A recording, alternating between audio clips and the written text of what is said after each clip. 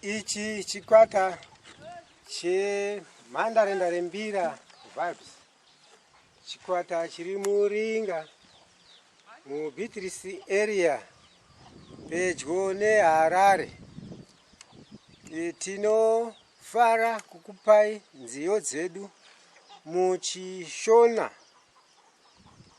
uye tinovimba zvikuru kuti muri kunakidzwa nekuteerera kumitambo yedu iyi. Ridza anotanga ndiye mushauri, ndiye